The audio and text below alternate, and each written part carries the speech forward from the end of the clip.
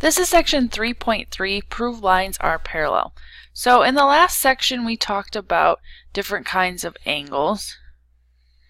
And what would happen if the lines were parallel. So for example, in this picture, 1 and 2 are corresponding angles. Those would be congruent if my lines are parallel. Okay. These angles are alternate interior. Again, those would be congruent if my lines are parallel. We also have alternate exterior angles, which will be congruent if the lines are parallel. And then the last one are the consecutive interior. Remember, those ones are supplementary if the lines are parallel. So we're going to be using those today to prove that lines are parallel. So the first thing is the corresponding angles converse. If two lines are cut by a transversal and the corresponding angles are congruent, then that means that the lines have to be parallel. Because corresponding angles being congruent, lines have to be parallel. So we can use that in this one. It says find the value of x that makes the lines parallel. So since these two angles are corresponding angles, if we want these lines to be parallel, then those angles have to be congruent. So we can set 3x plus 5 equal to 65 and solve that for x. Divide by 3. X equals 20. So the same thing happens with alternate interior angles converse. If two lines are cut by a transversal such that the alternate interior angles are congruent, then we know that the lines have to be parallel. Okay, same with alternate exterior angles.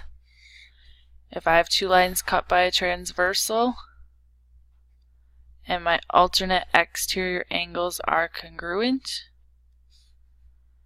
then my lines have to be parallel. And then consecutive interior angles, if those are supplementary, so remember supplementary means they add up to 180, then my lines would have to be parallel. So let's do a proof. Got our statements and our reasons. Angle 4 is congruent to angle 5. That's given. Now we're trying to prove the alternate interior angles converse, so we can't use that. So we're probably going to want to use corresponding angles. So then if we look in our picture, angle 1 has to be congruent to angle 4 because those are vertical angles.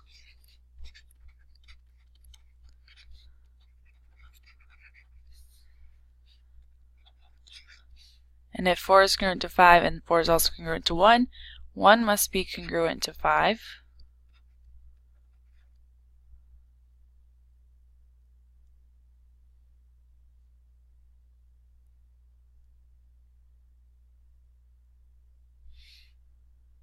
Because those are corresponding. And then the last thing would be, since the corresponding angles are congruent, then line G is parallel to line H for the corresponding angles converse. Okay, so the difference between the corresponding angles, okay, we know that those are congruent. The converse then says the lines are parallel. We also have a transitive property of parallel lines. If two lines are parallel to the same line, then they're parallel to each other. So for example, let's call these L, M, and N. If L is parallel to M and N is parallel to M, then L must be parallel to N.